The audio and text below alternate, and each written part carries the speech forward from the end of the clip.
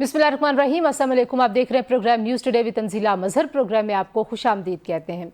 एक तरफ हमें आलमी सफ़बंदी में पाकिस्तान पेश नज़र आता है। गज़ा अमन बोर्ड में पाकिस्तान का शामिल होना और गज़ा के अमन के लिए जो कोशिशों का इजहार है उसकी फ़लस्तीनी अवाम भी उसको सराह रहे हैं, लेकिन दूसरी जानब ज़ाहिर है इसके इर्द गिर्द बहुत सारे सवालात जुड़े हुए हैं। जिन ममालिक ने अपनी अफवाज को स्टेबलाइजेशन फोर्स का हिस्सा बनाने का ऐलान किया उनमें पाकिस्तान शामिल नहीं है, लेकिन क्या पाकिस्तान जो अपनी पॉलिसी है फ़लस्तीन पे और मसला फ़लस्तीन का हल जो पाकिस्तान की रियासती पॉलिसी रही है उसको सस्टेन करते हुए इस बोर्ड में अपना किरदार अदा कर पाएगा? एक तरफ तो ये सवाल है। दूसरी तरफ जहाँ एक बहुत बड़े चैलेंज से निपटने के लिए ये बोर्ड कायम किया जा रहा है, वहीं पे इस खित्ते में जो मशरिक़ वस्ता की सूरत हाल है वो इंतहाई संगीन होती चली जा रही है। और अब बरतानवी जरीदे ने यह दावा किया है कि अमेरिका ईरान की टॉप लीडरशिप को बराह रास्त निशाना बना सकता है। इससे पहले भी ईरान के साथ ही हो चुका है। अगर हम तमाम फ़ौजी नकलो हरकत और जिस तरह से साजो सामान और जो अटैकिंग जेट्स हैं उनकी लोकेशंस और उनकी पोजीशनिंग देखें तो ये इम्कानात बहुत वाज़े नज़र आते हैं कि अमेरिका किसी वक्त भी ईरान पे हमला कर सकता है। कुछ इसके हवाले से भी बात करेंगे जनाब। और प्राइम के दूसरे हिस्से में इस वक्त पाकिस्तान पर बहुत सारे मुआशी दबाव हैं। इन सफारती कामयाबियों को हम मुआशी दबाव कम करने के लिए कैसे इस्तेमाल करें, और जो पोलिटिकल डेडलॉक है पाकिस्तान के अंदर उसका क्या हल निकलेगा? पाकिस्तान तहरीक इंसाफ मकबूलियत के बावजूद इमरान खान साहब की रिहाई के लिए नाकाम नज़र आती है, ये कहना है अली अमीन गंडापुर साहब का, और उन्होंने मोहसिन नकवी साहब की तारीफ भी की है। तो ये पार्टी के अंदर का जो क्यास है उसको भी कुछ डिस्कस करेंगे। प्रोग्राम के पहले हिस्से में हमें ज्वाइन करें जी मेजर जनरल रिटायर्ड महमूद साहब, दिफाई तजियाकार हैं। जैसा बहुत शुक्रिया आपने हमें वक्त दिया। जैसा जो गज़ा के लिए अमन कोशिशें हैं, आपने देखा कि पाकिस्तान में कुछ जमातों की जानिब से इस पर एक तनकीद की जा रही है कि शायद पाकिस्तान को इस बोर्ड का हिस्सा नहीं होना चाहिए था। आपको लगता है कि पाकिस्तान ने क्लैरिटी के साथ अपनी पोजीशन वाज़े की है वहाँ पर खड़े होके भी, वहाँ पर जाते हुए भी और वहाँ से वापस आने के बाद भी? जी thank you very much Tanzila for having me. देखिए दो चीजें हैं जी। एक तो चीज ये है कि यू आर इन और यू आर आउट। बाहर रह के या तो फिर आप एक कोई कंपेन कर रहे हो या किसी और मुल्क के साथ या किसी और इदारे के साथ या कहीं और से किसी और ऑर्गेनाइजेशन की effective diplomatic political military support के साथ आप अगर फलस्तीन के मसले को हल कर रहे हो तो फिर तो एक समझ आती है कि यू हैव अदर ऑप्शंस। एक मुल्क की जो पॉलिसी होती है तंजीला, वो बेस्ट पॉलिसी ये होती है कि if you have more options. यहाँ पे अनफॉर्चुनेटली गाजा के कॉन्टेक्स्ट में, फलस्तीन के कॉन्टेक्स्ट में पाकिस्तान क्या पूरी दुनिया के पास ऑप्शंस बड़ी कम है जी। कहने को तो यूरोपियन यूनियन वेस्ट बड़ा इसको वो बोर्ड ऑफ पीस का हिस्सा भी नहीं बना, और वो कभी कहते हैं जी आप फलस्तीन की स्टेट को एक्सेप्ट भी करेंगे। Practically nothing is happening. Russia और China of course counter balance कर सकते हैं, खासतौर पे चाइना, लेकिन इफेक्टिवली 90,000 फलस्तीनियों की शहादतें हो गई तो क्या कर लिया? आई मीन कोई एक्टिविटी तो हुई नहीं जी। अरब वर्ल्ड की अपनी कंटेस्टेशन रही पहले, उसके बाद वो एक बटे हुए रहे हैं, कुछ इब्राहिम कार्ड में है, कुछ इब्राहिम कार्ड से बाहर है। थोड़ी सी चीजें इंप्रूव हुई हैं, लेकिन 90,000 लोगों के जेनोसाइड को नहीं रोक सके। पाकिस्तान भी तकरीरों तक ही महदूद रहेगा। तो आई थिंक एक फ्रेमवर्क बना है, वो हमारे बस में नहीं है। Let's be very very realistic. क्या आप कहें कि जी हमारे बस में है हम कोई नया फ्रेमवर्क बना लें? तो वो प्रेसिडेंट ट्रंप इफेक्टिव हुआ है, उसने एक बोर्ड ऑफ पीस बनाया है जिसको लोग ठीक है। आपको लगता है कि कुछ ना करने से और बिल्कुल इनइफेक्टिव होकर बैठने से बेहतर है कि you are getting some opportunity? हाँ, if I may say quickly Tanzila, फलस्तीनी के एक आम फलस्तीनी की शूज में घुसे जो एक चादर के नीचे रह रहा है, वो चादर भी पता नहीं उसको नसीब होती है कि माँ उसकी कहाँ है, बाप उसका कहाँ है, बच्चों का पेरेंट्स का नहीं पता, पेरेंट्स का बच्चों को नहीं पता, डिवाइडेड फैमिलीज हैं, मिजरेबल कंडीशंस में रह रहे हैं। इस वक्त there first right is to जिंदा रहने का हक उनका पहली चीज है। तो वो जेनोसाइड जब तक आप रोकेंगे नहीं, आप आगे बढ़ ही नहीं सकते। आई थिंक आप अच्छे तरीके से वहां पे, और आपने मीनिंगफुल तकरीर की है, आपने पोजीशन बहुत अच्छी ली। I think we are placed better ji board के अंदर। अच्छा जैसे ये बताइए, अब जो दूसरा इसी खिते से जुड़ा हुआ मामला है वो है ईरान के साथ इस वक्त जो अमेरिकी सदर ट्रंप के बयानात हैं और जो उनकी बॉडी लैंग्वेज है और जिस तरह की खबरें इंटरनेशनल जरीदे कोट कर रहे हैं, दावे कर रहे हैं ज़राए से, आपको लगता है कि वाकई ये ख़तरा मौजूद है कि कोई फ़ौजी कार्रवाई होगी, क्योंकि ईरान ने अक़वाम मुत्तहिदा को ख़त भी लिख दिया है? कितने चांसेस आपको नज़र आते हैं और कितना स्केल आपको लगता है कि ये एक डेंजरस स्केल तक ये जा सकता है मामला? देखिए, स्ट्रेटेजिक अगर माइंड से इसको हम एनालाइज करें, या जो भी स्ट्रेटेजिक माइंड इसको एनालाइज करेगा फ्रॉम प्योरली मिलिट्री पर्सपेक्टिव, तो वो डिप्लोमेसी को और पॉलिटिक्स को एक कोरिजन के through, military corrosion, military posting के जरिए वेट डाला जा रहा है जी उसके अंदर।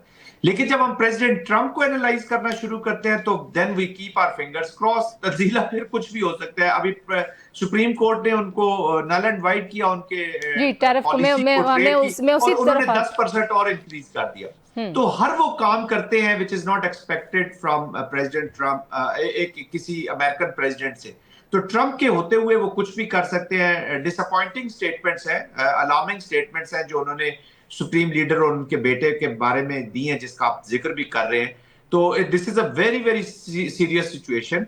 लेकिन पाकिस्तान के लिए क्या रिपरकशंस देखते हैं आप, अगर ये वाकई एस्केलेट करती है टेंशन और एक बाकायदा जंग की तरफ जाती है सूरत हाल?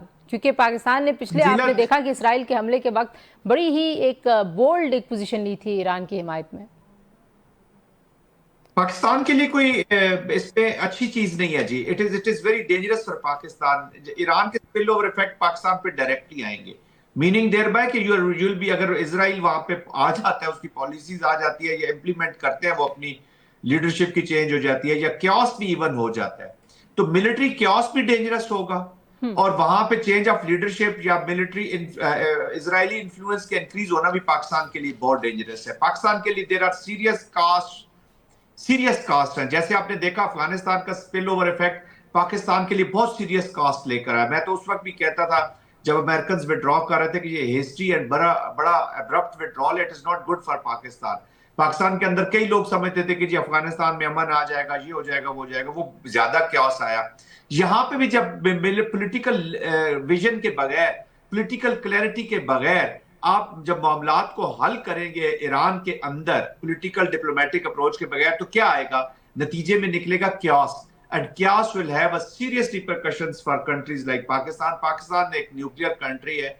You know what I am hinting eight, what next के मोड में भी हम जा सकते हैं। I think this is going to be very very serious. इसलिए इसको पाकिस्तान चाहता है कि इसको पुरअमन तरीके से हल किया जाए, और जोर भी वो अमेरिका के ऊपर इसी चीज का दे रहा है कि ईरान के अंदर एस्केलेशन न की जाए। Military application will be very dangerous. Although America इसको प्रोटेक्टेड एनवायरनमेंट में मिलिट्री वहां पे रख तो नहीं सकता, लेकिन हु नोज।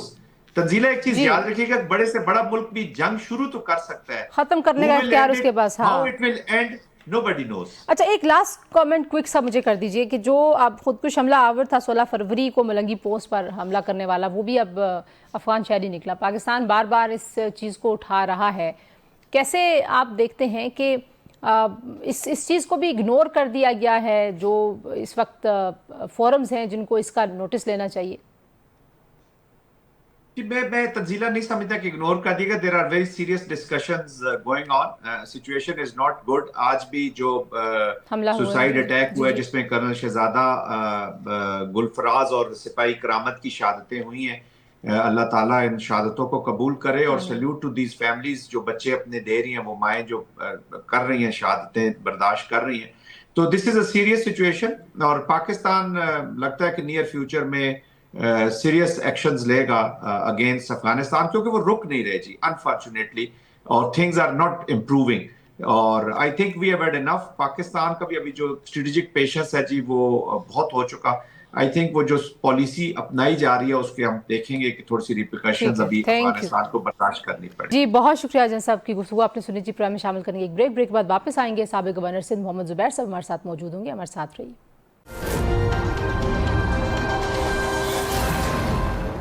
प्रोग्राम में एक बार फिर आपको खुशामदीद कहते हैं जी। और इस वक्त जो पाकिस्तान में एक सियासी डेडलॉक है, पाकिस्तान तहरीक इंसाफ इनइफेक्टिव नजर आती है। पार्टी के अंदर से जो तनकीद है पार्टी पॉलिसी पे, वो भी जारी है, और साथ ही साथ पाकिस्तान पर मुआशी दबाव बढ़ता चला जा रहा है। गुर्बत में बेपना इजाफा हुआ है। ये इशूज़ हैं, इन पर बात करने के लिए हमारे साथ अब मौजूद हैं साबिक गवर्नर सिंध मोहम्मद जुबैर साहब। जुबैर साहब, बहुत शुक्रिया, आपने हमें वक्त दिया। सबसे बड़ा चैलेंज है, मैं देख रही थी कि फॉरेन पॉलिसी पे کامیابیوں کو آپ سمجھتے ہیں کہ تب تک کامیابی نہیں کہا جا سکتا جب تک کہ اس کا معاشی طور پر کوئی فائدہ نہیں ہوتا. اور کل آپ نے دیکھا کہ جو اعداد و شمار سرکاری سامنے آئے ہیں، غربت میں پچھلے 6 سالوں میں 6.8%، 9% کا خطرناک اضافہ ہوا ہے. تو آپ کو کیوں لگتا ہے کہ ہم نے جو اتنی کامیاب ڈپلومیٹک اچیومنٹس کا ہم ذکر کرتے ہیں وہ نہیں ٹرانسلیٹ ہو پائیں ملک کی ترقی کے لیے؟ بالکل بھی نہیں ہو، اور یہ کوئی پہلی دفعہ نہیں. ہماری ہسٹری ہے. 1960s میں ایوب خان کے وقت میں جس طرح سے پاکستان کی پذیرائی امریکہ میں ہوتی تھی، پاکستان آن اٹس اون، تو اگر آپ دیکھیں نا اسٹینڈرڈ دیکھیں، اگر آپ کمپیئر کریں، پاکستان اس وقت بھی ڈیولپنگ کنٹری تھا، ایک غریب ملک تھا اس وقت بھی.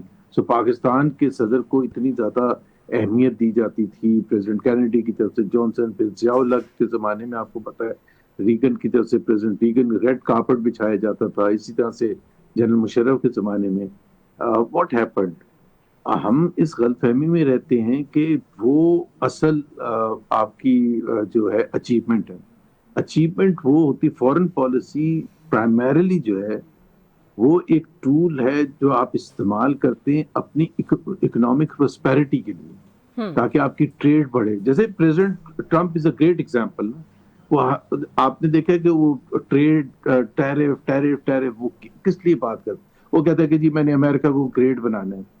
وہ ہتھیاروں کی تو بات نہیں کر رہا ہوتا، وہ تو ٹریڈ کی بات کر رہا ہوتا ہے. اسی طرح سے جو وہ تو خیر I don't endorse his point of view in at all، but میں یہ کہہ رہا ہوں کہ جب آپ کی بڑی اچھی چیز ہے کہ آپ کے ریلیشن شپ اچھے ہونے چاہیے، امریکہ کے ساتھ خاص طور پر سپر پاور ہے، اس کے ساتھ اچھے تعلقات ہونے چاہیے، but are we getting anything in return for that good relationship at the top level?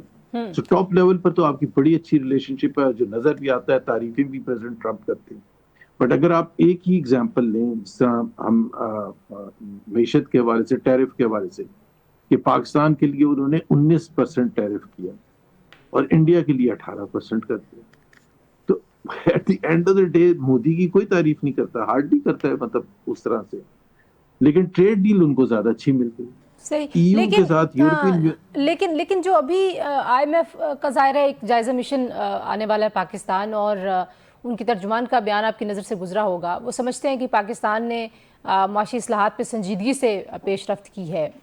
آپ کو لگتا ہے کہ نجکاری کی طرف ہم زیادہ بہتر سوچ کا اظہار کر رہے ہیں، یا جو اسٹرکچرل ریفارمز آپ جب تھے نون لیگ کا حصہ، حکومت میں تھے، تب سے یہ لفظ آپ کو پتہ ہی ہے کہ بہت زیادہ استعمال کیا جاتا ہے، عملی طور پہ اس سمت میں کچھ ہو رہا ہے پاکستان میں؟ لیکن آئی ایم ایف جو ہے نا، ایک اس سے زیادہ میرا خیال ہے، میں اسٹرانگ الفاظ نہیں استعمال کرنا چاہتا، لیکن آئی ایم ایف اگر ایک معیشت کی بہتری کا طریقہ کار ہوتا تو پاکستان سب سے زیادہ ترقی کر چکا ہوتا، کیونکہ پاکستان نے سب سے زیادہ آئی ایم ایف پروگرام کیا. جی، آپ آئی ایم ایف سے بھی سوال بنتا یا نہیں بنتا کہ بھائی 25 پروگرام آپ کر چکے ہیں اور آپ نے آج تک ایک قسط نہیں روکی، ایک بھی قسط نہیں روکی. میں پورے پروگرام کی نہیں بات کر رہا، میں جو ہر 3 مہینے کے بعد جو انہوں نے ہمارا ریویو کرنا ہوتا ہے، اس کے بعد قسط جاری کرنی ہوتی ہے، تو کوئی ان سے پوچھے کہ بھائی جو آج آپ کہہ رہے ہیں کہ جی ہمیں پبلک سیکٹر انٹرپرائزز کو ٹھیک کرنا ہے، انرجی سیکٹر کو ٹھیک کرنا ہے، ٹیکس ریفارمز کرنے ہیں، ایگریکلچر سیکٹر کو ٹھیک کرنا ہے، گورننس کو ٹھیک کرنا ہے، تو آپ نے تو جب پچھلے پروگرام کیے تھے آپ نے تو ساری کی ساری قسطیں ہمیں دے دی تھی اور ہر دفعہ تعریف کر کے دی تھی. اب آپ پھر ہمیں وہیں لا کے کھڑا کر دیتے ہیں. بٹ اگر اب عوام کے آپ نے ایک ذکر کیا سروے کا، اور یہ حکومت کا سروے ہے، یہ سرکاری ظاہر ہے میں اور آپ تو نہیں اس کا کر رہے کہ پاورٹی ریکارڈ لیول پر آ گئی، ان امپلائمنٹ ریکارڈ لیول پر آ گئی ہے. مہنگائی اگر اوور 3 ایئر پیریڈ دیکھیں، اور جس کا ایک طریقہ کار ہوتا ہے جج کرنے کا کہ پرچیزنگ پاور جو میری اور آپ کی ہے وہ کتنی کم ہوئی ہے، وہ 65% پچھلے 3.5 سال میں کم ہو گئی.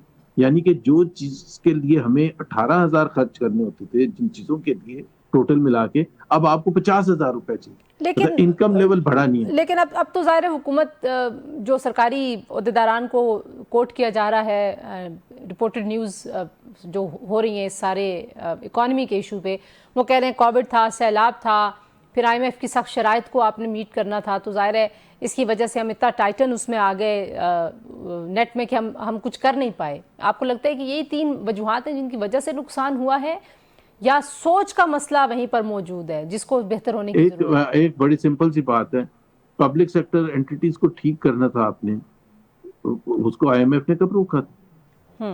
مطلب آپ کا جو خسارہ ہے پبلک سیکٹر انٹرپرائزز کی جو لاسز ہیں یا ان کی جو اس وقت لائبلٹیز ہیں وہ اس لیول پر پہنچ گئی ہیں کہ وہ ڈینجرس، مطلب باقاعدہ اکانومی کو پورے کو کرپل کر، اور یہ اگین حکومت کے اعداد و شمار ہے، یہ ہمارے اعداد و شمار نہیں ہے۔ صرف پاور سیکٹر میں پچھلے ایک سال میں 1 ٹریلین روپیز سے زیادہ حکومت نے اس میں پمپ ان کیا تاکہ اس کو ٹھیک رکھا جائے۔ آج کی جو ایک رپورٹ ہے وہ یہ بھی کہہ رہی ہے جی کہ گیس چوری اور لیکیجز جو ہیں اس سے بھی قومی خزانے کو 60 ارب روپے سالانہ جو ہے وہ لاس ہو رہا ہے، تو وہ لاس میکنگ اینٹیز تو وہی۔ اچھا تو پی آئی اے کی نچکاری کے بعد آپ کو لگتا ہے کہ حکومت مطلب نچکاری ہی ایک، کیونکہ ظاہر ہے آپ اس پورٹ فولیو کو دیکھتے بھی رہے ہیں، تو آپ کو لگتا ہے کہ نون لیگ واقعی ایز پرنسپل سمجھتی ہے کہ نچکاری کر کے ان کو بہتر کیا جا سکتا ہے؟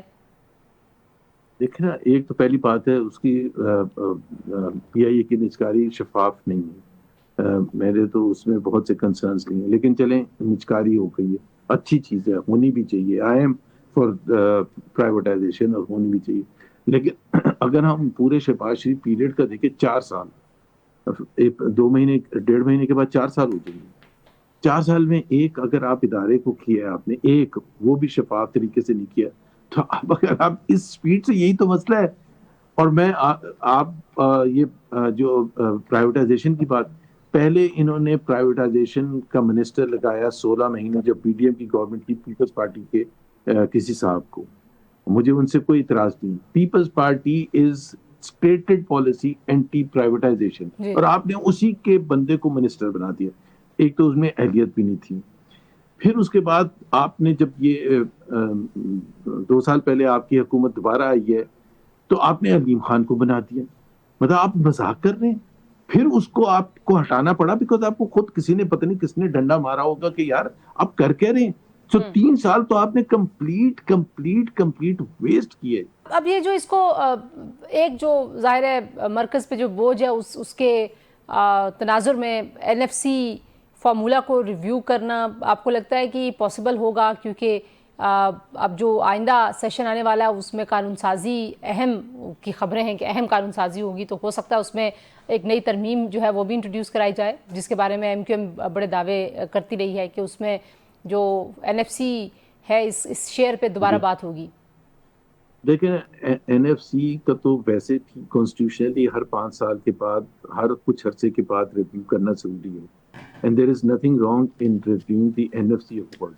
لیکن جو ہمارا ایک بہت ہی معصومانہ تھنکنگ بن گئی ہے کہ این ایف سی ہونے کے بعد اور 18th امینڈمنٹ ہونے کے بعد صوبوں کو بہت زیادہ فائنینشیل ریسورسز ملنے شروع ہو گئے، صوبوں کے پاس بہت اختیارات آ گئے، اور سینٹر جو ہے اس کے لیے پریشر بڑھ گیا، بیکاز سینٹر کو ظاہر ڈیفنس بجٹ بھی مینیج کرنا پڑتا ہے، ان کو انٹرسٹ بھی کرنا پڑتا ہے، اور یہ ازمپشن ہے کہ صوبوں کی جو صلاحیت ہے وہ اچھی نہیں ہے۔ بھائی وفاق کی کون سی صلاحیت اچھی؟ زبیر صاحب، آپ کی بات سنتے ہوئے میرے ذہن میں ایک اور زاویے سے میں ایک سوال آپ سے پوچھنا چاہتی ہوں۔ ظاہر آئی نو کہ آپ کافی کرٹیسزم کرتے ہیں گورنمنٹ پہ، اپوزیشن جماعتوں کا کیا کردار آپ دیکھتے ہیں؟ کیونکہ یہ جو پالیسیز ہیں ان کے راستے میں جو رکاوٹ ہے وہ اپوزیشن جماعتیں ہیں۔ جو بڑی اپوزیشن جماعت ہے وہ عمران خان صاحب کی رہائی میں سٹک ہے، اور علی امین گنڈا پور صاحب کہتے ہیں جی مقبولیت کے بغیر بھی ہم ان کو، مقبولیت کے ساتھ بھی ہم انہیں رہا کرانے میں ناکام ہیں کیونکہ ہم استعمال ہو رہے ہیں۔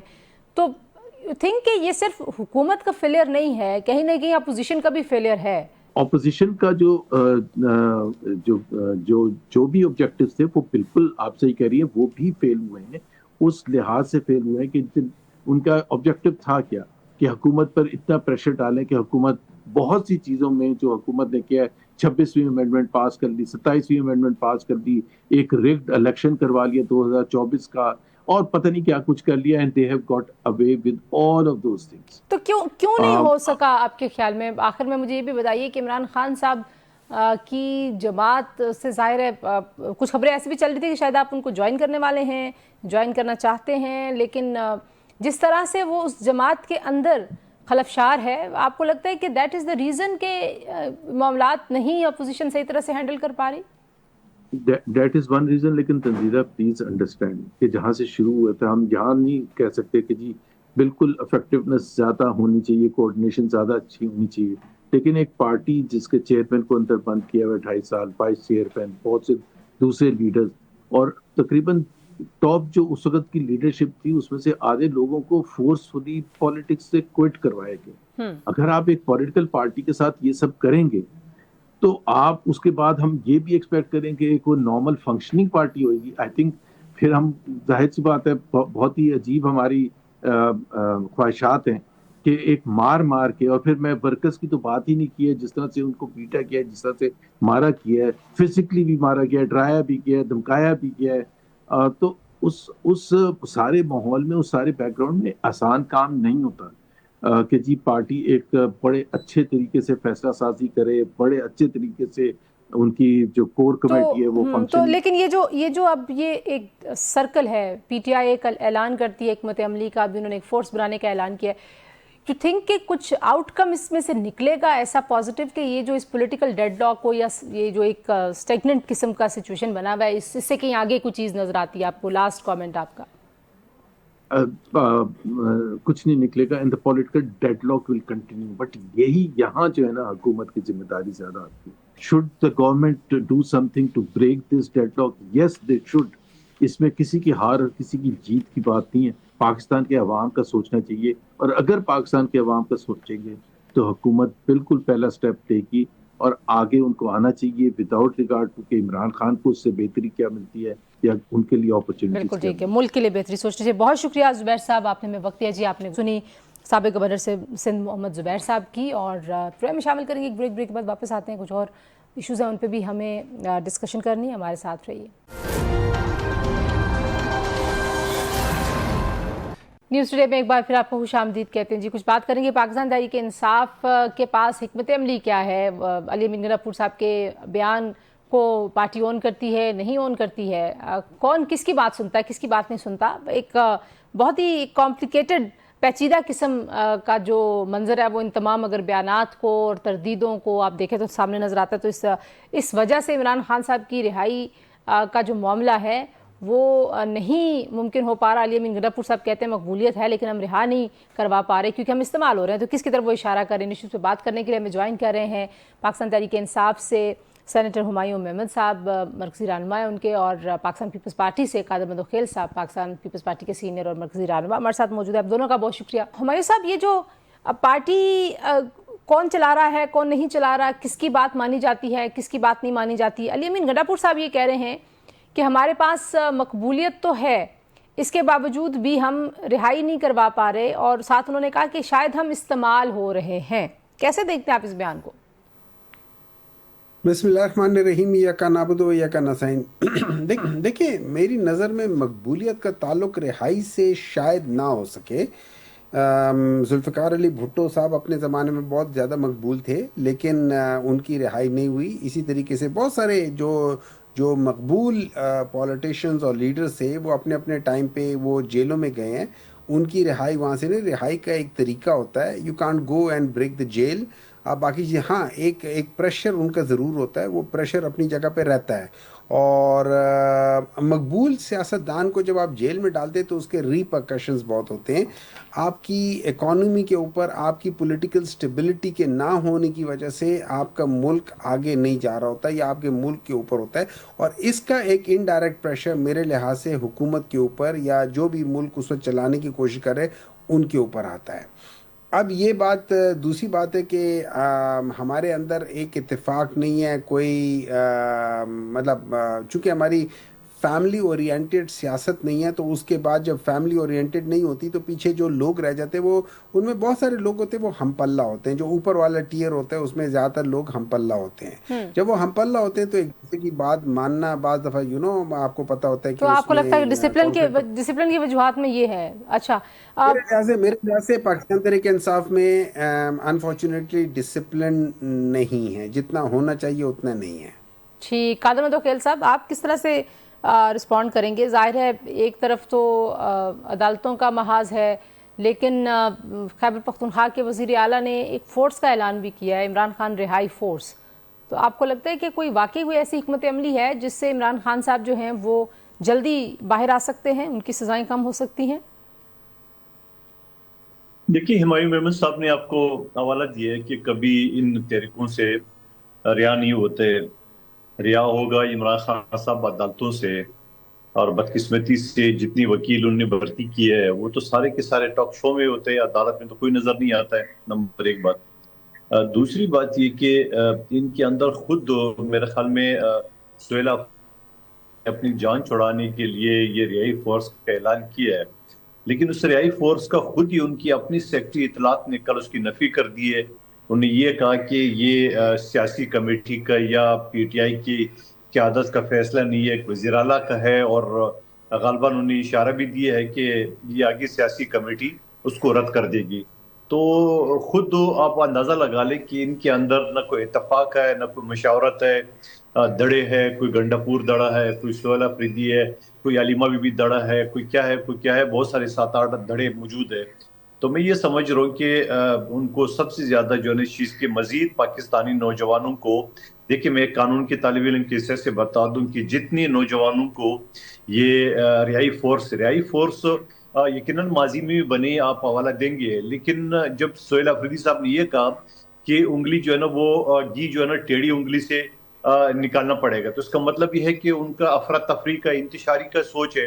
تو ایسی صورتحال میں آپ پہلے ہی خیبر پختونخوا جو ہے نا تباہی کے جانے پہ, وہاں اگر آپ نوجوانوں کو اس رہائی فورس کا حصہ بنائیں گے تو میں آپ کو قانون کے طالب علم سے حصے سے بتا دوں کہ حکومت کے ایک سرکولر سے یہ شیڈول 4 میں داخل ہو جائیں گے, اور ان کا CRO بنے گا.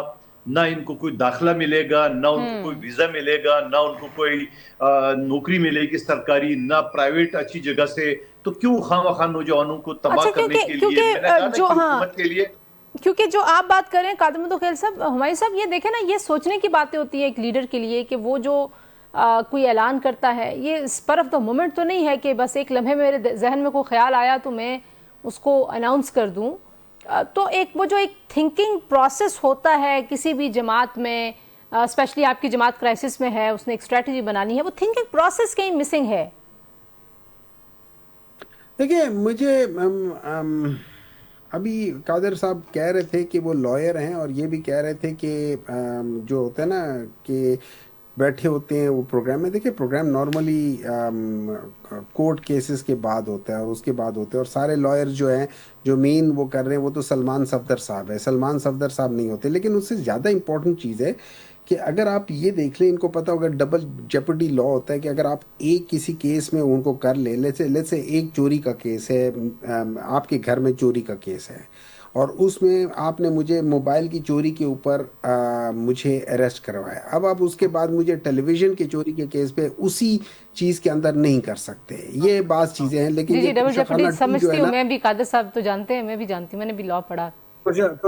توشخانہ 2 از دیٹ تھنگ. عدت کیس دیکھ لیں کتنا گھٹیا ہے. اچھا اس کے بعد پھر باقی کیسز بھی دیکھ لیں تو ان میں کوئی مواد ہے نہیں. تو یہ لیکن آپ لوگ خود بھی یہ مانتے ہیں نا کہ یہ آپ کہتے ہیں سیاسی کیسز ہیں تو ظاہر آپ کو سیاسی مینوورنگ کرنی ہے. یہ جو قادر صاحب نے پوائنٹ نہیں, قادر صاحب جو کہہ رہے ہیں نا کہ جب آپ اس طرح کے اعلان کریں گے کہ گھی ٹیڑھی انگلی سے نکالنا پڑے گا, تو پھر ظاہری بات ہے that is not a political move. It does not sound like نہیں. one. دیکھیں گھی ٹیڑھی انگلی سے نکالنے کا مطلب ہرگز یہ نہیں ہوتا کہ میں کوئی غلط سے میں کسی جگہ پہ کوئی انتشار کر رہا ہوں, فلانا کر رہا ہوں, لیکن اس کے میرے خیال میں جو سہیل افریدی صاحب ہیں, انہوں نے جو لفظ فورس کا تھا نا, وہ جس مقصد کے لحاظ سے وہ لے رہے تھے, جو کہ میں ان کا اسپوکس پرسن نہیں ہوں, میں آپ کو وہ نہیں کر سکتا, لیکن میرے خیال میں وہ اس کا مطلب کچھ اور بتانا چاہ رہے تھے, لیکن probably the choice of word was not good. جی اس کو اور خاص طور پہ آج کل کے زمانے میں جہاں پہ ہمارے ایسے لوگ ہیں جو اس فورس کو, مطلب لیٹ سے میں کہہ دیتا ہوں, جس زمانے میں ان کے وہ تھے وہ الذوالفقار جو پیپلز پارٹی کے ساتھ جس کو کیا جاتا ہے, لیکن وہ تھا نہیں. تو بہت ساری چیزیں ہو جاتی ہیں, آپ ان کے ساتھ افیلیٹ کر بھی سکتے ہو, اس زمانے میں ہو گئے تھے. وہاں پہ ایک بندے کو بھی جہاز میں انہوں نے وہ کر دیا تھا, مار دیا تھا, وہ ایک کیا کہ بیوروکریٹ تھا. تو یہ ساری چیزیں ہو جاتی ہیں, but that doesn't mean اب آپ کہہ رہے ہیں کہ وہ صحیح لفظوں کا چناؤ ٹھیک نہیں تھا, لیکن قادر صاحب یہ معاملہ جائے گا کس طرف؟ اب عید کے بعد ایک اور تحریک کا اعلان بھی کیا جا رہا ہے, تحریک تفسیر آئین پاکستان جو ہے وہ بھی کہہ رہی ہے کہ ہم دوبارہ سے متحرک ہوں گے. آپ کو لگتا ہے کہ کوئی انگیجمنٹ کی پالیسی کی طرف آنا پڑے گا الٹیمیٹلی پی ٹی آئی کو؟ دیکھیں, پہلے تو ہمایوں میمن صاحب جو بات کر رہے ہیں ذوالفقار کا اعلان پیپلز پارٹی کا کسی وزیر اعلیٰ نے یا کسی بڑی شخصیت نے نہیں کیا ہے, تو ان کا تعلق پیپلز پارٹی سے نہ جوڑا جائے. بار بار اس وقت بھی ہم نے انکار کیا تھا, آج بھی کر رہے ہیں. یہاں تو آپ کا سٹنگ وزیر اعلیٰ اعلان کر رہے ہیں سیدھے انگلی سے نہیں نکلے گی, تو اس کا مطلب تو آپ نے نہیں بتایا. لیکن سوال یہ کہ ان ساری چیزوں کا مقصد کیا ہے؟ دیکھیں, مقصد کچھ بھی نہیں ہے. آج 2.5 سال گزر گئے, یہی ٹاک شو ہم دیکھتے رہتے ہیں, کرتے رہتے ہیں, اور 2.5 سال مزید گزر جائیں گے. پھر اگلا الیکشن آئے گا, پھر اگلے الیکشن میں کون کس پارٹی میں ہوگا, کون کس کے ساتھ اتحادی ہوگا, وہ تو بات کی بات ہے. لیکن میں آپ کو بتا دوں دوبارہ کہ یہ کسی صورت میں ان کی, اور دیکھیں یہ تحریک انہیں شروع کیے یا دھرنے انہیں شروع کیے, ان کو نہیں پتا تھا کہ 3 دن بعد روزہ ہے, ان کو نہیں پتا تھا کہ 3 دن بعد رمضان کا مہینہ آ رہا ہے, کوئی آدمی لے کے نہیں ہے. اور پھر آپ کے سامنے وہ فوٹیج, وہ ویڈیو خیبر پختونخوا کے آئے, جو ایک شخص اپنی بیمار ماں کو لے کے جا رہے, اور ان کی جو بلوائی ہے وہ ان کو کہتا ہے کہ بھائی میری ماں بیمار ہے, بولے مرتا ہے تو مر جائے, ہم نہیں چھوڑیں گے. ویڈیو آپ کے سامنے نہیں گزری تو میں آپ کو بھیج دیتا ہوں. اگر آپ کا انتشار اس لیول پہ ہو کہ آپ کسی کی موت اور زندگی کی بھی پرواہ نہیں کریں, اور اگر آپ کا انتشار اس لیول پہ ہو کہ ایک خاتون کبھی پھر اس کی اپنی تردید آ گیا, خدا نخواستہ توبہ نعوذ باللہ کہ میں قرآن اس وقت نہیں پڑھتی ہوں, عمران خان جب میں نماز نہیں پڑھتا ہوں, توبہ نعوذ باللہ, اس طرح کے الفاظ, اور اس کے بعد میں نے اس کی تردید کبھی دیکھا, اس نے کہا مجھ سے غلطی ہو گئی. تردید سے مراد یہ کہ اس نے غلطی مانی کہ میرے سے غلطی ہو گئی ہے. سوال یہ کہ آپ عوام کو کیوں گمراہ کر رہے ہو, آپ عوام کو انتشار کے اوپر کیوں اکسا رہے ہو, آپ عوام کو اس طرح اسلام کے خلاف باتوں پر کیوں اکسا رہے ہو. آپ سیدھا قانون کا, جمہوریت کا راستہ اپنایا ہے, اور جمہوریت کا راستہ تو آپ نے پہلے دن سے نہیں اپنا کہ آرمی چیف اپنا نمائندہ مقرر کر لے, پھر میں ان سے بات کروں گا. اور علیمہ بھی کہتے ہیں خان سے کیا چاہیے, کیا لکھ کے دے دے, وہ جا کے اعظم سواتی قرآن سر پہ ہاتھ لے کے. تو یہ ساری چیزیں, اور پھر میرے کئی شو میں مومن صاحب کے ساتھ میں بیٹھا ہوں, وہ کہتے ہیں 26 نومبر 2024 کو جو ہے نا وہ قتل عام ہوا تھا, فلانا ہوا تھا. تو اس وقت جو قتل عام کا الزام لگا رہا تھا, میں تو کہتا ہوں پختونوں کو انہوں نے خود قتل عام کرایا اور خود قتل عام کے سامنے چھوڑا, کیونکہ گنڈپور بھی بھاگا, بشرا بیوی بھی بھاگی. اور پھر میں یہ کہوں گا کہ وہی محسن نقوی ہے جو وزیر داخلہ ہے, آج ان کا سابق وزیر اعلیٰ اس کی تعریف کر رہا ہے کہ اس نے بڑی کوشش کی خان صاحب کی رہائی کرے. کبھی آپ کہتے ہیں کہ وہ قاتل ہے, کبھی آپ کہتے ہیں کہ وہ بڑا ہمارا ہمدرد ہے. مایوس صاحب, لاسٹ کمنٹ آپ کو لگتا ہے کہ یہ جو نظم و ضبط ہے, ایک ہائرارکی نہیں ہے, اس وجہ سے یہ ساری پرابلمز ہیں؟ کوئی کیا بات کرتا ہے, کوئی کیا بات کرتا ہے, پارٹی کے اندر کانٹرڈکشنز ہے, جس کی وجہ سے اتنے اچھے پڑھے لکھے لوگ, آپ جیسے لوگ بھی اس جماعت کا حصہ ہیں, تو وہ جو ایک سینٹی پریویل کرنے والا ایلیمنٹ ہوتا ہے نا, وہ نہیں نظر آتا. قادر صاحب کی باتوں سے مجھے ایسا لگتا ہے کہ وہ سینٹی پریویل کرنی چاہیے پی ٹی آئی کے اندر, کہ ہمیں کرنا کیا چاہیے, جمہوری رستہ کیا ہے. دیکھیے, 2 قسم کی نظریں ہوتی ہیں. جب آپ کھڑکی سے باہر دیکھتے ہیں, ایک وہ نظر ہوتی ہے جو سوائے کیچڑ کے کچھ اور نہیں دیکھتی, تو پرابلی ان لوگوں کی وہ نظر ہے. ایک وہ نظر ہوتی ہے جو ان کو پتہ ہوتا ہے کہ نیچے کیچڑ ہے, لیکن وہ اسی کھڑکی میں سے ایسی چیزیں دیکھتے ہیں جو بہتر ہوتی ہیں. تو ہر جگہ پہ اچھے برے لوگ ہوتے ہیں. جو ذوالفقار والی بات تھی 1979 میں جب آیا تھا, تو یہ مرتضیٰ بھٹو صاحب, جو کہ اپنے آپ کو جینونلی ذوالفقار علی بھٹو کے بیٹے ہوتے ہوئے وہ کہتے تھے پارٹی کے, لیکن وہ پھر بہن کے ساتھ ان کا پولیٹیکل ایک رائیولری تھی, وہ اس کو چھوڑ دیں, یہ چیزیں ماضی کے حصے ان کو ختم کر دیں. لیکن دیکھیں, اس طرح ہوتا ہے کہ اس میں کوئی شک نہیں کہ پارٹی کے اندر جو یونٹی نہیں ہے, but that does not mean کہ سینٹی نہیں ہے. ٹھیک ہے. اچھا, اس یونٹی کے نہ ہونے کا ناجائز فائدہ یہ لوگ اٹھاتے ہیں. اگر ان لوگوں نے کچھ کام اچھا کرنا ہوگا, مطلب میری مثال پہ, اگر ایک بندہ آپ کو کمپلین کرتا ہے میری نظر خراب ہو رہی ہے, آپ 3 مہینے کیوں ویٹ کرتے ہو؟ یہ جو نظر اتنی نیچے گر گئی ہے کہ ان کو جب وہ اپنی صحیح آنکھ کے اوپر ہاتھ رکھتے تو ان کو کچھ نظر نہیں آتا سوائے روشنی کے.